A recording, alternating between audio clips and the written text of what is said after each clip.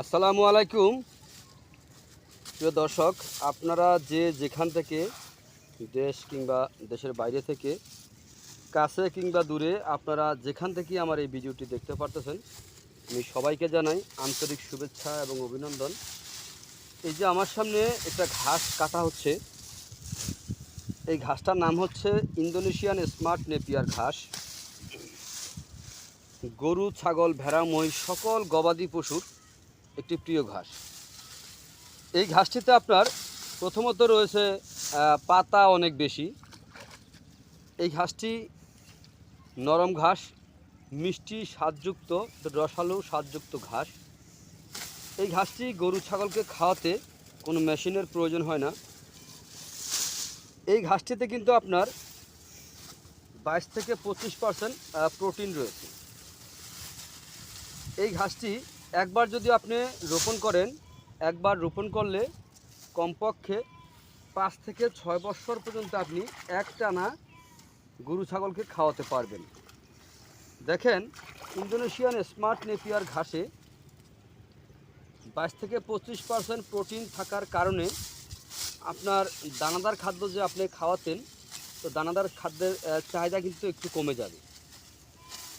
কারণ যদি আপনি ঘাসের মাধ্যমে যদি আপনি গরু কিংবা ছাগল আপনি পালন করতে পারেন, তাহলে কিন্তু আপনি খুব সহজে কিন্তু আপনার খামারে আপনি সফলতা অর্জন করতে পারবেন, শুধু এই ঘাসের মাধ্যমে যদি আপনি গরু ছাগল পালন করতে পারেন। ইন্দোনেশিয়ান স্মার্ট নেপিয়ার ঘাস, এই ঘাস আপনার যে কোনো মৌসুমে, যেমন শীত আর বর্ষা নাই, সকল প্রকার ঘাসের যেরকম রোপণ করা যায়, কিন্তু আপনার এক এক সময় এক একটা ঘাসের কিন্তু মৌসুম থাকে। আর এই ঘাসটার কিন্তু মৌসুম নাই। এই ঘাসটা শীত, বর্ষা আর গরম নাই, সব সময় আপনি এই ঘাসটি রোপণ করতে পারেন। আর যে কোনো মাটিতে আপনি ঘাসটি রোপণ করতে পারবেন। এই ঘাসটি আপনার এঁটেল মাটি হোক, বেলে মাটি হোক, দোআঁশ মাটি হোক, সকল প্রকার মাটিতে আপনি এই ঘাসটি রোপণ করতে পারবেন। চাইলে আপনি ড্রেজার দিয়ে যে বালি ফালানো হয়, সেই বালিতেও আপনি ঘাসটি রোপণ করলে আপনার এই ঘাসটি হবে। কিন্তু দেখেন, এই ঘাসটির মূলত আপনার কোনো বিচি হয় না, এই ঘাসটির হয়ে থাকে কাটিং। যদি আপনি প্রথমে 4 থেকে 5টি গিটের একটি কাটিং আপনি রোপণ করেন, তাহলে দেখবেন 4 থেকে 5টি গিটের থেকে কিন্তু আপনার 60, 70, 80, 90, 100টি পর্যন্ত চারা গজিয়ে থাকে। তো আমরা চলেন একটু দেখি আমাদের যে ঘাসের কাটিংগুলি একটু দেখি যে কীরকম হয়ে থাকে। এই দেখেন, এটাই হচ্ছে ইন্দোনেশিয়ান স্মার্ট নেপিয়ার ঘাসের পরিপক্ক শিকড়যুক্ত কাটিং। একেবারে গিটগুলি কিন্তু খুবই কাছাকাছি গিট, দেখেন আপনারা একটু, এতটাই হয়েছে যা বলারও বাহিরে। এই ঘাসটা কিন্তু এখন রোপণ করার একেবারে পরিপক্ক সময় হয়েছে।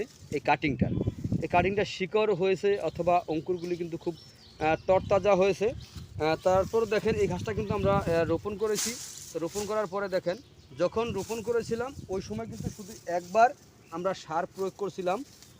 দ্বিতীয়বার কিন্তু সার না দেওয়ার কারণ হচ্ছে, আমরা এখান থেকে কাটিং সংগ্রহ করব। কাটিং যদি সংগ্রহ করি, ওই ক্ষেত্রে কিন্তু আপনার যদি অনেক দ্রুত গতিতে লম্বা হয়ে যায়, তো ওই ক্ষেত্রে কিন্তু কাটিংটা সুবিধার হয় না।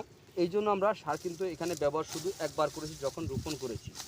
তো যাই হোক, যদি আপনারা এই ইন্দোনেশিয়ান স্মার্ট নেপিয়ার ঘাসের যদি কাটিং আপনারা সংগ্রহ করতে চান, তাহলে আমাদের স্ক্রিনে দেওয়া নাম্বারে যোগাযোগ করবেন। আমরা এই ঘাসের কাটিং সারা বাংলাদেশে কুরিয়ার সার্ভিসের মাধ্যমে আমরা ডেলিভারি দিয়ে থাকি। চাইলে আপনিও ঘাসের কাটিং সংগ্রহ করতে পারেন। যদি আপনাদের কাছে আমার এই ভিডিওটি ভালো লেগে থাকে, তাহলে আমার চ্যানেলটিকে সাবস্ক্রাইব করবেন, বেশি বেশি করে শেয়ার করবেন। তো সবাই ভালো থাকবেন, সুস্থ থাকবেন। আল্লাহ হাফেজ।